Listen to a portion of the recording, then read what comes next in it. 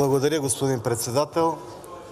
Много рядко може да наблюдаваме такава гавра в Народното събрание, каквато виждаме днеска. И като имате предвид, че това е взето решение на две парламентарни групи да се изчете подобна отвратителна, наведена, жалка декларация или аз не знам какво беше, но тя е завършек на 9-месечното мъчение, в което изпадна Кирил Петков, Христо Иванов и групата им. Аз го предупреждавах, че това не трябва да го прави, но той не го прие. 9 месеца след този запис ние всъщност разбираме, че те действително не се срамуват от записа, защото това, което правят днес от трибуната на Народно събрание е още по-грозно и още по-страшно. Господин Свиленски ми взе от устата думите, че най-вероятно Борисов трябва да поканят с втория мандат за премиер и за финансов министър, вероятно Горанов.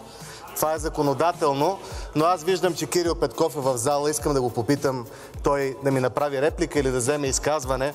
Господин Петков, вие трябваше да изчетете тази декларация, която генерал Атанасов изчете, защото от вашите уста първо щеше да звучи по-бутиково и второто, което е след свалянето на правителството, на което бяхте премиер, когато казахте, че ви сваля Борисов, Пеевски и Митрофанова, сега вие бяхте в коалиция с Борисов и Пеевски. Те не просто ви свалиха, те ви унищожиха политическия проект. Продължава промяната.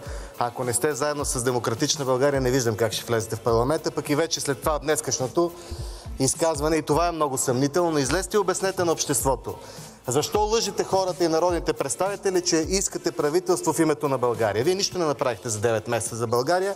Вие искате правителство, защото няма да сте и 20 човека, ако има избори в залата. Това е страшното. И ако тук хората нямат особени притеснения дали ще бъдат народни представители, дали ще бъдат министри, за вас това е драматично. Само че вие поставихте в унижение 67 народни представители. Те ги е срам. Всички с наведени глави в момента. Първо заради предателско управление с ГЕРБ, което маскирахте под сглобка, а вече откровено го наричате коалиция и се молите за такава коалиция и сте готови сигурно и министри да нямате в такава коалиция. А днес няма ли? Добре, искат министри. Трябва да поздравите 4-те дами от ГЕРБ, с които преговаряхте, че са излизали. На тях явно е било трудно да понесат мозъчния ви тръст в преговорите и са излизали да си почиват. Аз имах възможността при първите преговори да разговарям с тях. Аз мисля, че ако бях на преговорите, нямаше да напуска толкова често, но пожелавам ви успех от тук нататък за вас. Политическата ви кариера свърши. Остава само на домофона да отговаряте на Соня Култоклиева. Благодаря.